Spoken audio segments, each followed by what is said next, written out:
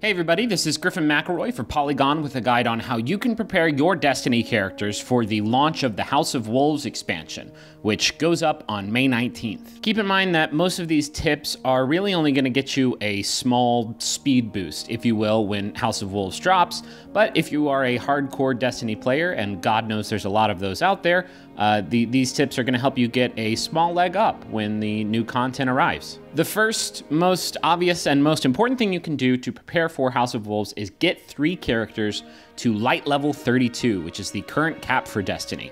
Here you can see I'm still working on my Hunter, still trying to get some Radiant Shards to get him up to 32. But you want to make sure to have as many level 32 characters as possible, because that's going to be the fastest route for you to get new gear with 42 points of light on it, and the new etheric light material, which will allow you to ascend your old legendary gear as quickly as possible. It was revealed earlier this week during a Bungie live stream that the Prison of Elders Arena, which is the new in-game content coming in House of Wolves, will have 3 challenge modes available to players that they can earn rewards for once a week for each character. This system operates much like the Nightfall and Weekly Strikes and Crotazen and Vault of Glass raids, which allow players to earn rewards once per week for each of their difficulty settings. This new system sounds like it will be fairly easy for you to find a path to light level 34, certainly easier than it was to reach the cap in Vanilla Destiny or in the Dark Below expansion. But if you want to hit that cap really quickly, you'll want to grab as many of those armor cores as you possibly can in a given week, and grab as much etheric light as you possibly can in a given week. And having 3 characters at light level 32 is going to allow you to do that really quickly. When House of Wolves drops. Another smart idea is to edge out the reputation that you have collected for each of the game's different factions right to the point where they are about to roll over. Once you hit level 3 with a faction, every time you level that faction up, you will receive a package at the Postmaster with a chance for new gear, new weapons, and materials inside of it. Once House of Wolves launches, those packages will be updated to include new gear and new armor that will be available at all of those factions' respective vendors. So by having those ready to roll over so that when you turn in a single bounty while wearing that faction's reputation item, you'll be able to level it up and have a package waiting for you right when you kick off House of Wolves. Speaking of the Postmaster, you'll want to stop collecting the public quest rewards and Cryptarch rewards that you may have waiting for you at the Postmaster. Those probably aren't going to give you any dope gear when House of Wolves launches, but they will be a significant source of experience points.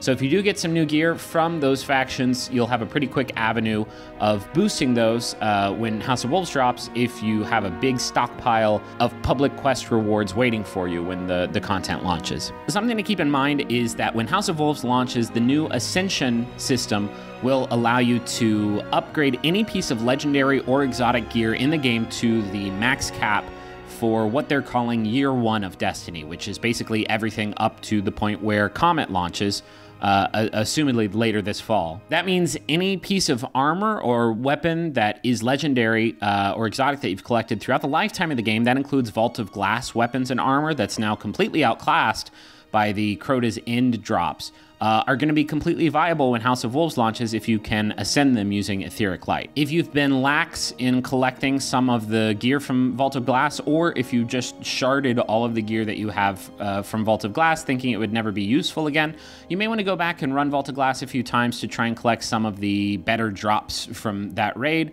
That includes the Vex Mythoclast, a really badass primary fusion rifle, solar type exotic, and the Fatebringer, which I have yet to collect, but God, maybe someday.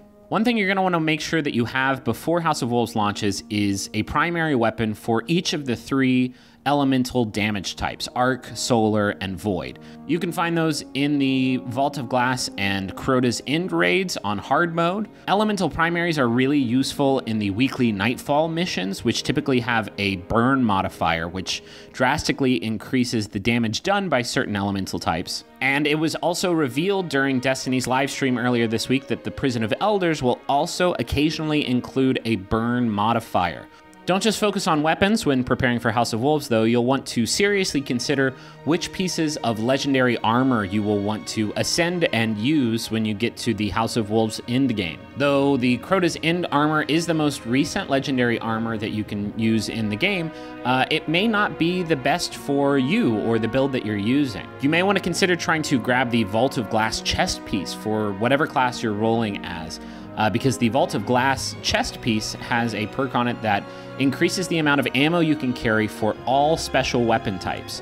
You're going to want to make sure that you have stockpiled a few of the game's most important resources before House of Wolves launches. For example, it'll be a good idea to have 25,000 Glimmer, the current wallet cap for Destiny, when House of Wolves launches, because it looks like a few of the things that you will be able to purchase or upgrade is going to cost you. For example, to ascend an exotic item, that's going to cost you an exotic shard. Another resource you're going to want to make sure that you have a few of in the bank. You can purchase those from Xur every weekend for 7 strange coins.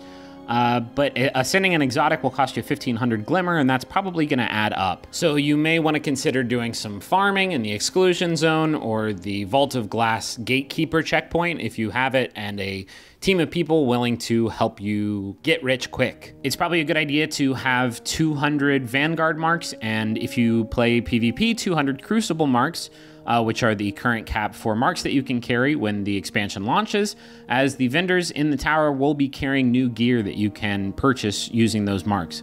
Again, that gear won't be at the new cap for light level and damage, but you will be able to upgrade them and ascend them to get them to the new House of Wolves cap. It's probably a good idea to save up some of the game's planetary materials as well, things like Relic Iron and Spirit Bloom, because you will need 20 of those every time you ascend a weapon or a piece of armor. So if you don't have those stockpiled, you may want to start running the daily quests. Or if you're already at the cap for Vanguard and Crucible marks, you can trade those in at the quartermasters for each of those respective factions in the tower to grab 20 pieces of resources for 10 marks. Those are just a few tips to help you get your characters ready for House of Wolves. Again, the leg up you're going to get for doing these is going to be relatively minor, but if you want to get to light level 34 with a bunch of totally badass 365 weapons as quickly as you possibly can, then you should prepare accordingly.